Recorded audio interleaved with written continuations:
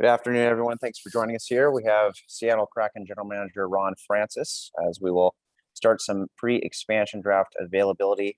Just a quick reminder, please leave your line muted and your camera off unless you're actively asking a question. And please utilize the hand raise function so that we can keep it as orderly as possible and make sure people don't talk over each other. So with that, we will go ahead and start things off here with Chris Francis. Hey, Ron, how are you? There's been a lot of movement, obviously, in the last 24, 48 hours with all these other teams. I'm just curious how much that has changed your board, what it's been like for your team to kind of try to keep track of it, and if it's changed things more than you anticipated.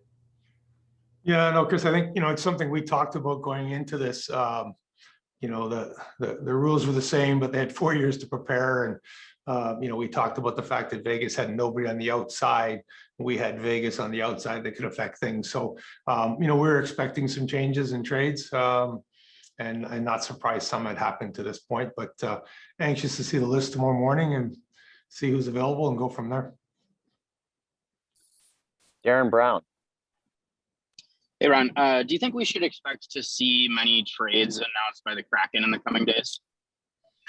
You never know. I mean, once we get the list tomorrow, I think things will certainly heat up some more too. So time will tell as to how that plays out.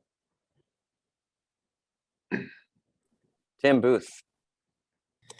Ron, functionally, what do the next, 18 hours until you get the list, and then maybe the 24 hours after that, how do those look, or what is your plan of how you kind of move forward in analyzing who is available, and then what moves might be out there for you? Yeah, and I mean, we've done this an awful lot over the last 18 years, or 18 months. So, we're going to get the list tomorrow morning, and then we'll kind of dive through those team by team and see if the person we thought might be available is available.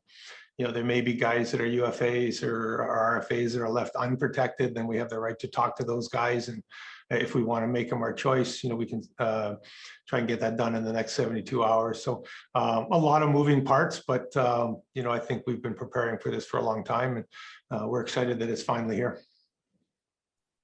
Ian Furness.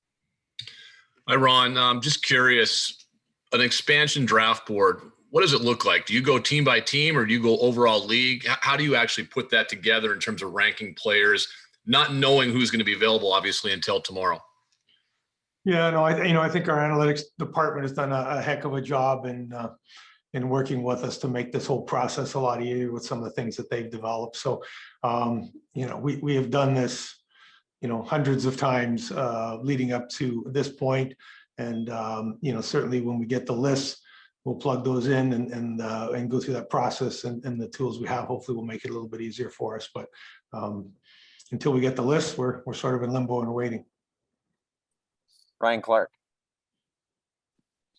Thanks, Ron. A little bit of a two-parter. The first is there's a report out right now from our peer LeBron saying that, hey, look, Chris Streeter is going to be your pick. A, what's the word on that? And B, there is conversation that Tarasenko has been exposed. Would someone like him be an option for you, or how would that work given that he does have a rather high cap hit? Yeah, on the first one, I mean, I'm not going to comment on any rumors and stuff. We get 72 hours here, and then we submit our list to the league, and that's when everybody kind of finds out on Wednesday. And the same thing on we don't know for sure if he's been exposed or not until we see that list, and we'll look at things and make that decision at that point, whether it's him or somebody else on that list, or what we want to do in that situation. Amelie Benjamin. Vegas obviously had a lot of success with finding sort of a face of the franchise type player in Marc-Andre Fleury. Conceptually, how important, not important, is that for you as an organization to have that type of face in a player? Yeah, I mean, it really all depends on who's available and who we can pick, but we certainly think there's going to be some good players available, and hopefully when they get selected here, we can get them into town and walk out on the stage, and they can become sort of the early faces of our Seattle Kraken lineup, and the fans will relate to them as well. Chris Francis. Hi, Ron. You mentioned Vegas a couple times, and you've been asked this before. Now that you're kind of nearing the finish line, how much did you lean on what the blueprint that they had or how much did you chart your own path going forward here? Well, I think, you certainly look at what they did because of the success they had. But, as we pointed out numerous times, this is going to be different. There hadn't been an expansion draft from 2000 till theirs in 2017. Once that happened, teams knew we were coming in. They've had 4 years now to prepare. We went through a COVID pandemic the last year, which was a little bit different, a little more challenging. The one thing that is, we think, extremely, extremely valuable in this environment is cap space. And, we got 81.5 million of cap space to play with. So that's certainly something that we want to make sure we try and take advantage of moving forward. Darren Brown. From the perspective of the other GMs around the league, how well do you think they did preparing their teams here? Do you think that they covered their bases and got rid of the protection issues for the most part? Or do you think there's still a lot of great opportunity out there for you? Yeah, I think it's similar to the last one. And there's certain teams you think when you look at them, okay, they're comfortable. They're not going to be too worried about it. Other teams, I think, just sort of resign to the fact that they're going to lose a good player, and that's what it is. And there's other teams that are sort of in between. Maybe they don't want to lose a guy for nothing, so they trade him and get a pick back. But ultimately, they're going to end up losing 2 players. And when we select the second player, so everything's kind of different, and each GM kind of handles his own team accordingly. Tim Booth. Thank you. Ron, I was talking with Kelly McCrimmon this week, and he said one thing that really stood out from 2017, looking back at it, was the fact that for 3 days, the entire league sits around waiting for essentially you to make a decision. Have you thought about that? Just how odd and kind of unique this stretch of 72 hours is, where the entire league is waiting on you to press a button or make a decision?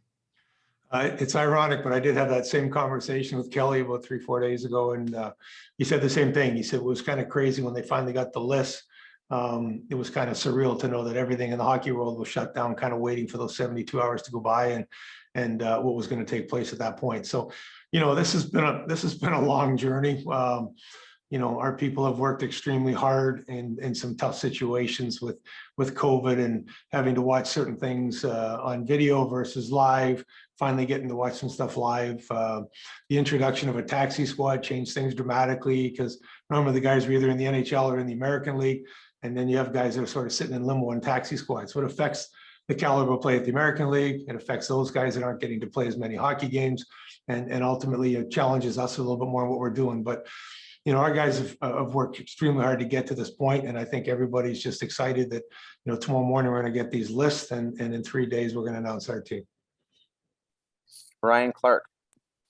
Ron, in terms of how you manage everything going forward for the rest of the day and into tonight, is it one of those things where you and your staff are looking at things, or can you really take a break away from this and then you jump back at it tomorrow morning, or what is kind of this whole ethos like at the moment? Yeah, no, we've been doing this for a few days now, and we'll continue that today.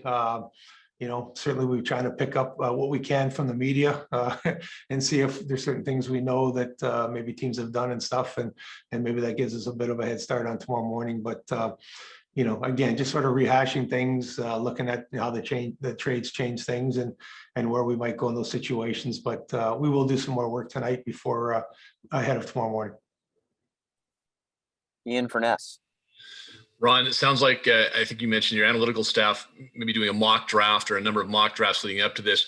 Now that you have a coaching staff in place and guys that were coaching, one in the league and a couple of the guys in the AHL and then obviously in juniors, how involved is Dave and really the staff right now, along with your analytical department, as far as this expansion draft is concerned? Well, certainly we'd be foolish if we didn't take their knowledge. I mean, they've been in the league, they've been associated with certain organizations, so we'll certainly pick their brain on players that they know. In Dave's case, he coached a lot of guys in college hockey. They're in the NHL, and so we'll talk to all those guys and try and get their input as we try to sort through and make our decisions for sure. Andy Ide.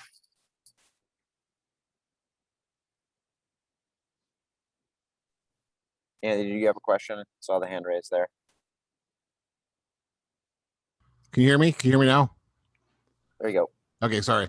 Thanks, Ron. I have a question about the UFA process. There was only, I think, one when Vegas had their expansion. Do you expect more than one, especially with after all the movement that happened today? Yeah, I mean, we've looked at that, right from day one. I think we're fortunate. Our ownership has given us the green light to spend towards the cap if we so see fit. And, we'll look at the team that we're able to draft based on who's available. And then we'll look at the needs that we think the team has. And we'll certainly try to venture out on the 28th when free agency hits and see if there's individuals there that maybe we can sign to fill some of those needs that we have. Any more questions here before we let Ron go? Tim. Ron, how many mock drafts did you guys end up doing? And when was the last one that you did? Easily in the hundreds, and we've kind of had one ongoing here for the last, 4 or 5 days with the staff in town and working through it. So, a lot of work has gone into getting to this point, and we're excited that the day is finally here tomorrow. All right. Well, thanks, Ron. Thanks, everyone. Appreciate that. We'll Thanks, be in everyone. touch. Appreciate it. We'll be in touch with any further information. Take care.